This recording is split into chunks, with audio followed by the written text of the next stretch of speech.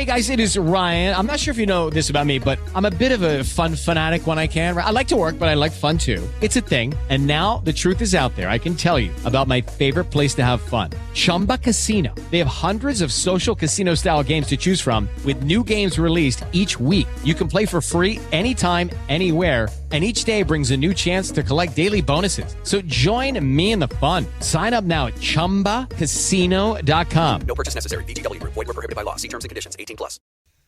Hello and welcome. It is Eric Erickson here. The phone number, should you wish to be a part of the program, 877-97-ERIC, 877-973-7425. Delighted to have you with me, and my goodness. See, I was busy during commercial break, and I'm seeing these comments as I flip over to the Twitter screen and see the comments about Hank Johnson. Okay. I've gone back and forth on whether or not to have this conversation, whether or not to talk to y'all about this. We've talked about this before, and that's kind of the point. Just follow along with me here. National Public Radio has run a story about emoji. Now, I'm going to say emoji, not emojis, because emoji is a Japanese word and there is no plural. It is emoji. Some people say emojis as they've anglicized it, but the emoji, for those of you who are emeroids, emoji are the little character symbols that you can text to each other. The thumbs up. Confession. I'm going. No. Why can't I'm always open and transparent. I don't understand. I'm being told I should not say. The moment I said confession, they knew what I was going to say. They don't think I'm going to admit it. Do you know the emoji that I use the most? I shouldn't. Yeah, it's the middle finger one. They deserve it, though. Charlie and Philip deserve it regularly. Sometimes Pig Farmer Jr. does, too. They deserve it. I'm just confessing. I'm not perfect here. The halo is a little crooked. The emoji. Y'all, National Public Radio believes that if you use the default yellow emoji, it's white privilege. It's white privilege. Now, I want you to just dive into this a little, if you will, please. The emoji until 2015 were always uniformly yellow. Simpsons, yellow. Bart Simpson, Homer Simpson, yellow. In 2015, there's an international consortium that you can go to if you believe there should be an emoji. You can design it and present it and make a case that it is universally applicable. The middle finger, universally applicable. People in Africa, people in Antarctica, people in North America, they all use the universal middle finger emoji. They do. Somewhere right now, members of my family listening to this program are in deep concerted prayer for my soul.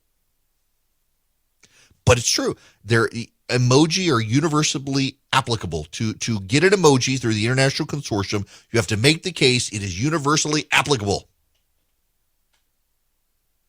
Now, of course, they have a Western bias, which is why you get pregnant man. Yes, the latest emoji is the pregnant man. It actually looks like a man who's had too much beer and barbecue. That's how I'm going to use the emoji, but they're claiming it's a pregnant man, which means they have a distinctly Western secular bias, a bias towards the crazy town. But nonetheless, you could design an emoji and get it through. And in 2015, some group of people convinced the Emoji Consortium that they should have racial colors. You should have racial colors. They have 5 racial colors now. They have pasty white boy. They have white boy who tans. They have Hispanic. They have brown. And they have Ralph Northam blackface. Those are the 5 emoji colors. Pasty white boy who tans, Hispanic, brown, and Ralph Northam, Justin Trudeau blackface. That's it. Those are the ones. They actually define the Ralph Northam, Justin Trudeau one as non-white, never tans. Non-white, never tan. Or no, I'm sorry, non-white, never sunburns. Non-white, never sunburns. That's how they describe it. In other words, really black. Do you know what? Hardly anyone uses that one, even in Africa. It is the least used emoji. So NPR runs a story. Now follow along with me here, because I don't actually care about the NPR story per se. I know it sounds like I do, but I'm trying to set the stage for you on all the background here. Follow along with me here. NPR does a story on the emojis. Said it in plural. And you've got to find the timeline. You've got to understand the timeline. To understand why I care about the story, you got to understand the timeline. The change came in 2015. In 2016, the Atlantic magazine published a piece, and I talked about it on this program in 2016, where people who suffer from white guilt,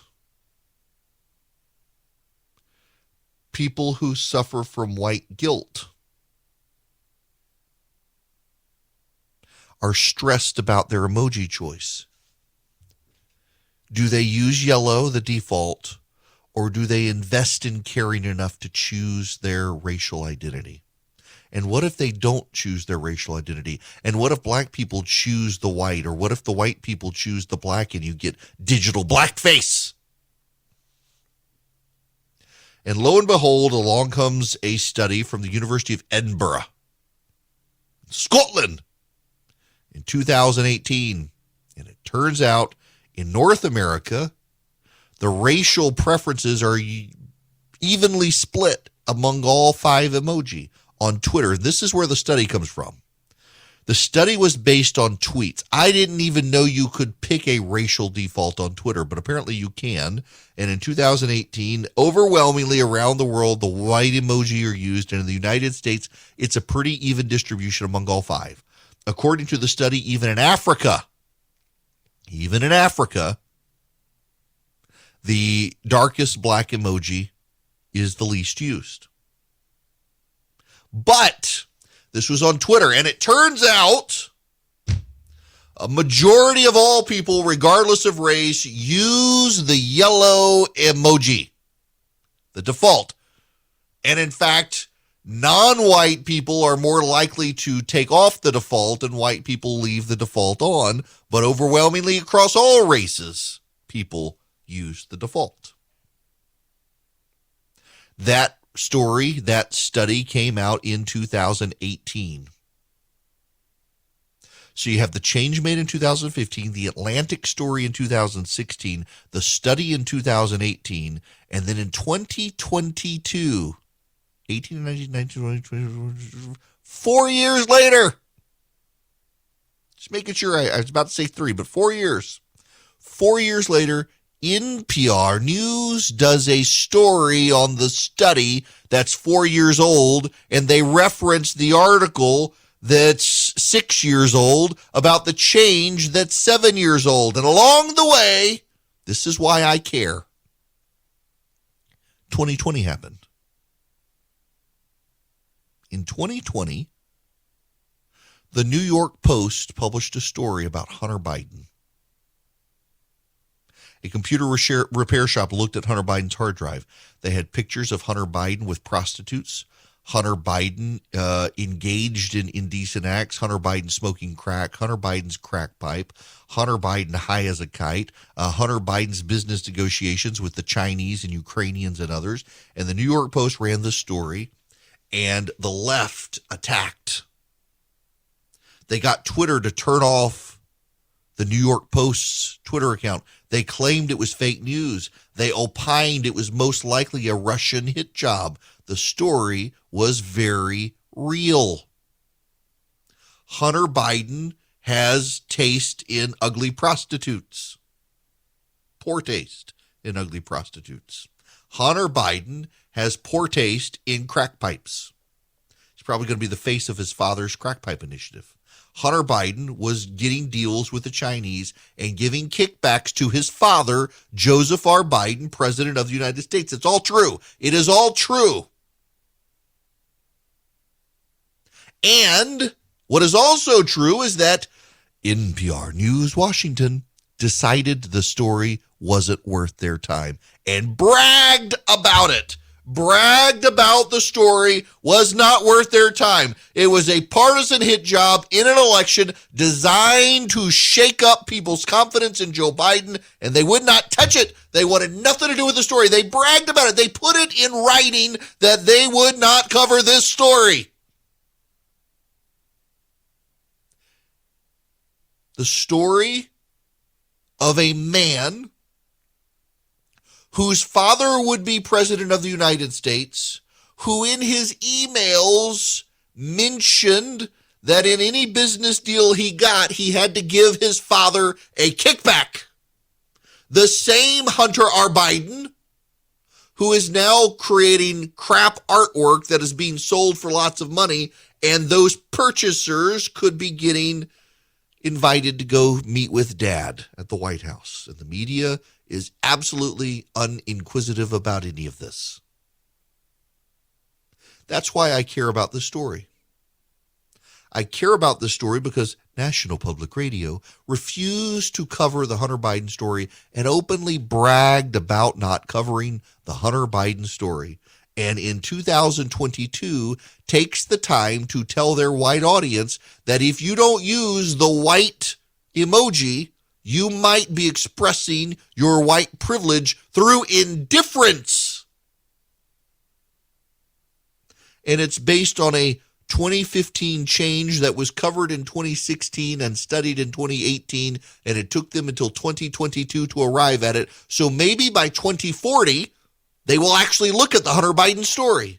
That's why this is a story. It's not the absurdity of the left-wing white guilt, white privilege hand-wringing of, oh my gosh, you used the default yellow, it must be you asserting your white privilege. Why? Because whiteness is presumed to be racelessness. Let me read you some of the quotes. Some white people may stick with the yellow emoji because they don't want to assert their privilege by adding a light-skinned emoji to a text or to take advantage of something that was created to represent diversity. There was a default in society to associate whiteness with being raceless, and the emojis gave white people an option to make their race explicit. White people who do not use the white emoji may passively be expressing their white privilege by not caring. That is some 21st century psychobabble bull crap. Subsidized by taxpayers. Why are my tax dollars being used to fund an institution that dismissed a legitimate news story as it happened in 2020, but now chooses to use your tax dollars and mine to cover a very old story and to cover it from the lens of white privilege, that if you do not explicitly embrace your race through emoji selection, you might be a racist? Maybe it's time to stop funding National Public Radio. Ooh. Just looked at the stock market. The inflation news, it's not going so well. Yikes. This hour of the program brought to you by First Liberty Building and Loan. If you need access to a loan, for a small business, reach out to First Liberty, firstlibertyga.com. $750,000 and up. They can help your business grow. firstlibertyga.com. I forgot to do that earlier. Jim was going to remind me at the end of the hour, and I decided I would surprise and delight him by remembering to do it myself now. Y'all, you know what the left wants to ruin now? The Super Bowl. So the Super Bowl is scheduled to be in Arizona in 2023. But left-wing agitators are trying to do to Arizona what Stacey Abrams did to Georgia with getting Major League Baseball to move their baseball game out of the state. They want the Super Bowl canceled in Arizona for passing voting reforms in Arizona. They also, it's not like they've had an MLK Day out there, so it's racism, because the left isn't getting what it wants. At the same time, they're blasting the NFL on this lawsuit by the coach from the Miami Dolphins. Approve of racism. It's all racism. Racism used to be defined as believing one race to be superior and acting accordingly. Racism is now defined as anything the left doesn't like is racist. That's not to say there aren't problems. There are problems. The problem is, however, that it's really hard to discuss the problems of race and racism in America when literally race has become the thing the left doesn't like. Words have meaning. Words are not violence, but words have meaning. Racism is a word that should have real meaning. That meaning should be fixed as the North Star and should have a powerful influence on society so that we realize it is a bad word representing a bad thing that we as a people should dedicate ourselves to stamping out. Racism is wrong and bad. We are all created equal in the sight of God, regardless of our skin color. Therefore, none of us should be able to look at ourselves and decide we are superior based on the color of our skin. And yet, for political reasons, people in this country, primarily but not exclusively on the left, have redefined racism to mean anything they hate is bad. And it has degraded the word so it has no more effect or meaning on the world. You may not like things that happen in the world, but that does not mean these things are racist. And to call everything racist means nothing is racist. And racism is real and bad and wrong, but it becomes harder and harder for people to tell what we're talking about when anything the left doesn't like is suddenly deemed racist. It just allows the racists to carry on. And these days, a lot of people on the left seem pretty racist in how they want to treat black kids and white kids and school access and the like. Now, something that is enjoyable and delicious is Omaha Steaks. Valentine's Day is coming up on Monday. Get your orders in, folks. Get your orders in.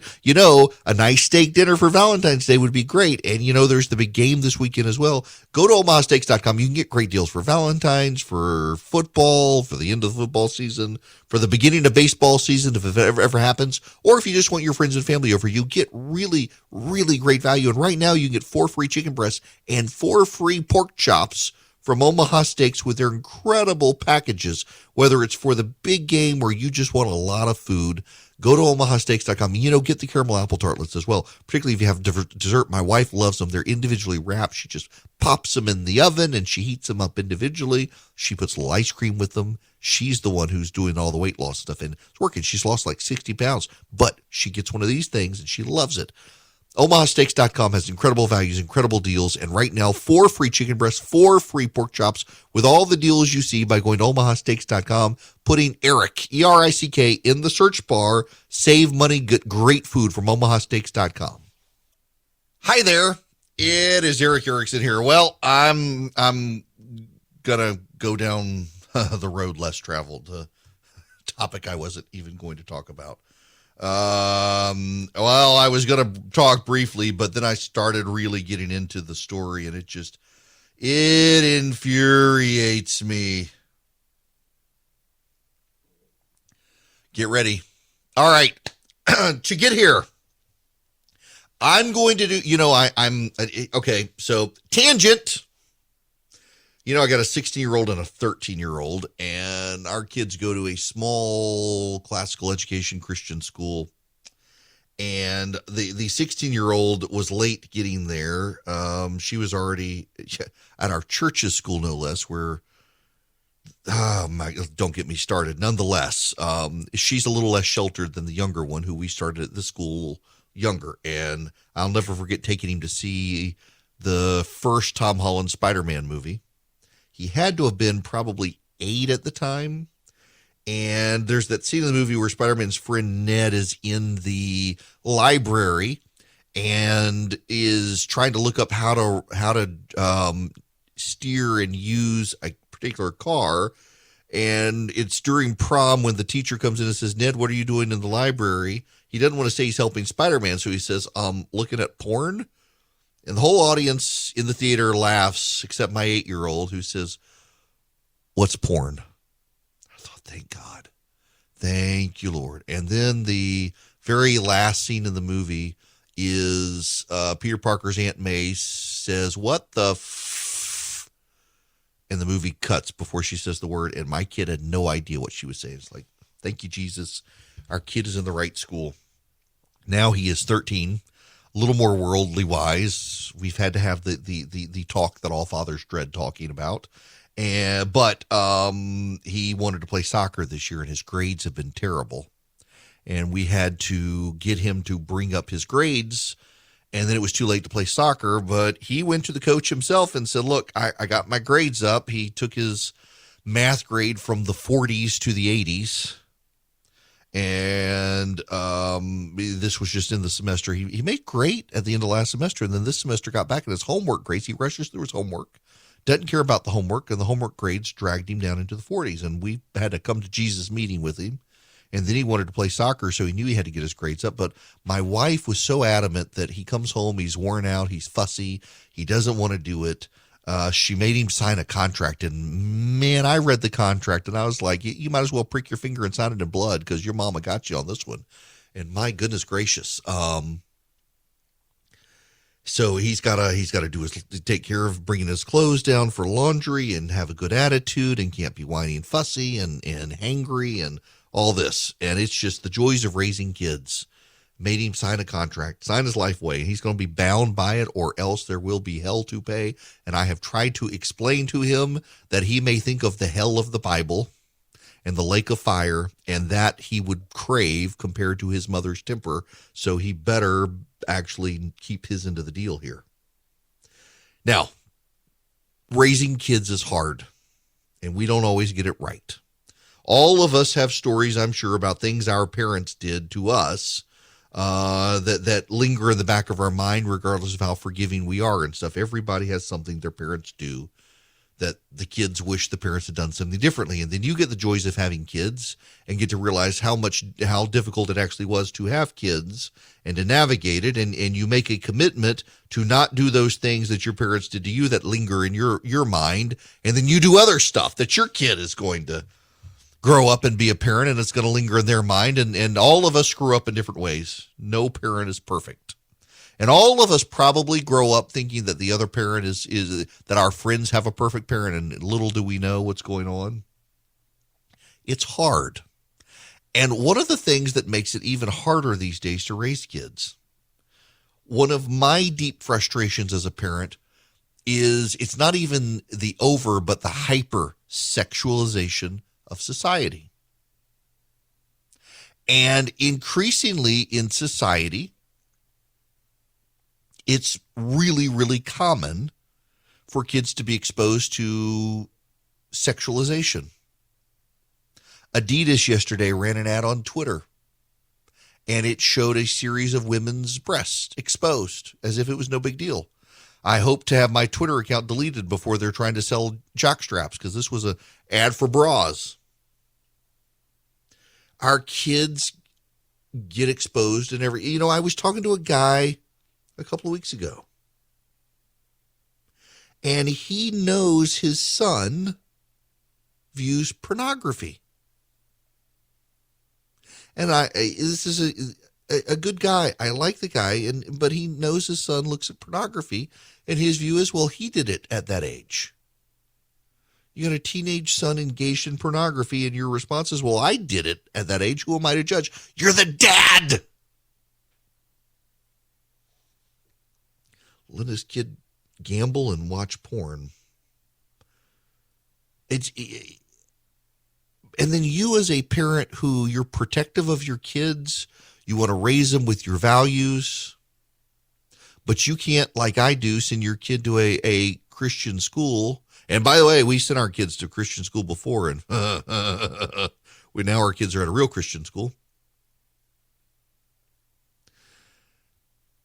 And you try your best to protect them.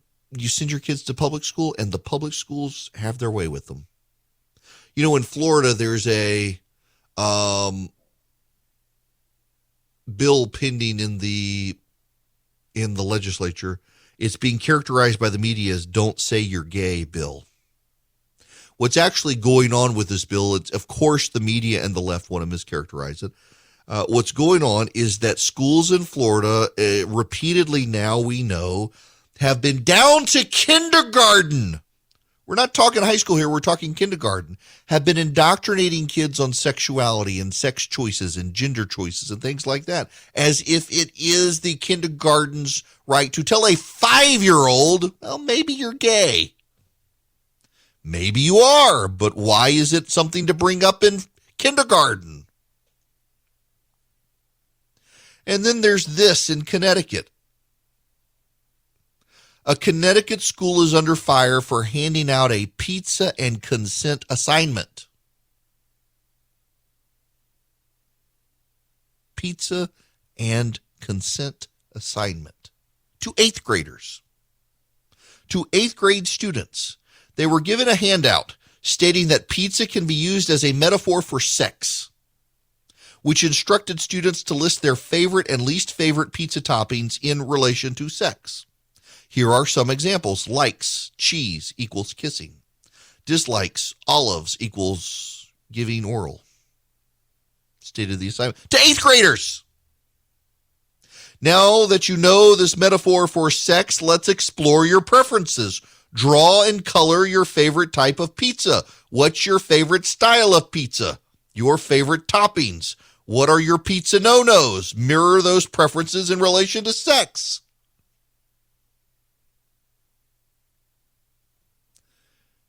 This is in 8th grade. Do you know that the Mouse, we've talked about this, the Macmillan County School District in East Tennessee that banned the book Mouse, except they didn't ban the book, but it was advertised, and to this day is talked about in the presses as they banned the book from 8th grade. They didn't ban the book from 8th grade. They decided not to use it as a teaching tool in 8th grade because that local school board in that local county, in that local public school system decided that they did not want to show the depictions of nudity, violence, suicide, and sex that were in that book to 8th graders. And yet here in Connecticut, the 8th graders are learning about pizza and oral. Extra sausage on the meat pizza. What does that mean? Pizza and consent. And yet, so here's the thing, and this is the part that bothers me tremendously. The people in Connecticut and New Jersey and New York and Washington, the coastal elite who would ridicule this school district in Tennessee for saying it's too soon to teach our kids about this, are teaching their 8th graders about oral sex and pizza. And they're shaming and condemning the parts of the country that think, our kids aren't ready for this shit. They're shaming Florida for thinking that maybe kindergarten teachers should not be telling kindergartners, you might be gay. Let's explore your same-sex attractions in kindergarten. And when legislatures move to say, no, you got to cut that out, suddenly it's bad and hysteria. And you don't get the honest story. You do not get the honest story of what's actually happening in these places because the cultural elite, where it's fine for them, think that the rest of us, we should have to go along for the ride to hell.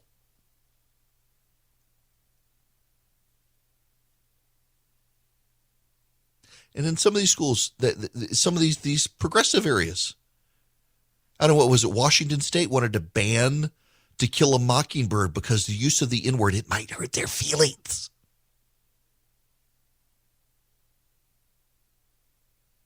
So in these progressive enclaves, because of feelings, we can't actually read. By the way, it is my favorite book. To Kill a Mockingbird is my favorite book. I love that book.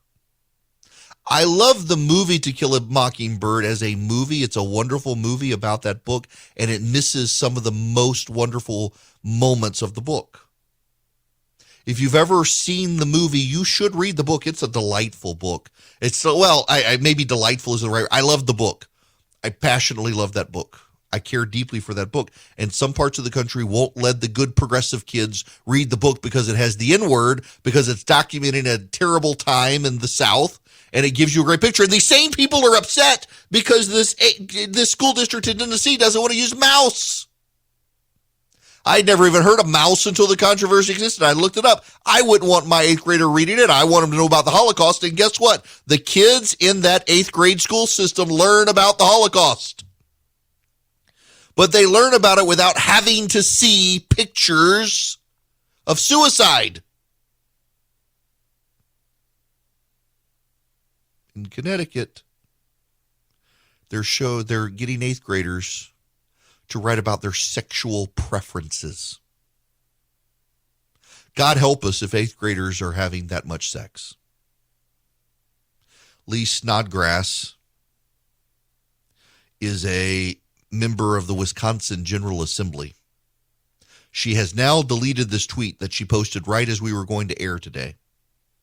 She said, if parents want to, quote unquote, have a say, she put that in quotes, have a say. If parents want to have a say in their child's education, they should homeschool or pay for private school tuition out of their family budget. Too bad, poors. Sorry, poors. You got to go to Walmart and public school. Can't go to Target, and you can't homeschool or go to private school. We're not going to give you the money. And you poors, your money also goes to pay for the public school education. But Lee Snodgrass and Democrats and legislatures around the country don't want you to have a say about your kid's education. You get what you get and you don't pitch fit. As the local preschool taught my kid to say, and she was 3 years old, you get what you get and you don't pitch a fit. You get lessons on oral sex in 8th grade and gay indoctrination in kindergarten, and don't you pitch a fit. You may not be able to learn to read, write, or add, or subtract, or divide, or multiply, but you'll learn all about sex, and that's what's most important, right? According to the left these days, at least. This is why there is a parental revolt in education around the country. This is why parents are tired. It's like Afghanistan with the president. Nobody goes to the grocery store these days and looks at the empty store shelves and says, well, freaking Afghanistan. No, it's that Afghanistan, it cemented in their minds that Biden really is an incompetent moron, maybe a dementia-addled patient. It changed their perception, the public's perception of Joe Biden, fundamentally and irrevocably changed because of how he handled Afghanistan. He went from looking competent and empathetic to being a cold, cruel, incompetent leader. And lockdowns and Zoom calls did the same thing for education. For years, Republicans and conservatives have been telling people how bad public education had gotten in this country. Nobody believed them. They didn't know any better. They didn't see it for their own eyes. And here, during lockdown, parents were forced to be in the same room as their kid on a Zoom call with their teacher. They got to see and hear it all themselves. They got to see firsthand what all the stuff conservatives were saying, and it turned out we were right. And now the Democrats can't help themselves, saying, if you don't like it, pay for your own kid's education. And you're like, my taxes pay for this education. My taxes pay for this curriculum. And so you have a voter rebellion in the works by parents who are mad as hell at their kids' education. Good. Turns out everything we said was true. And you should not be forced to deal with elected officials who believe you get no say in what your child is taught unless you get your child out of the public school. And in the public school, we're going to give them pizza as a metaphor for sex.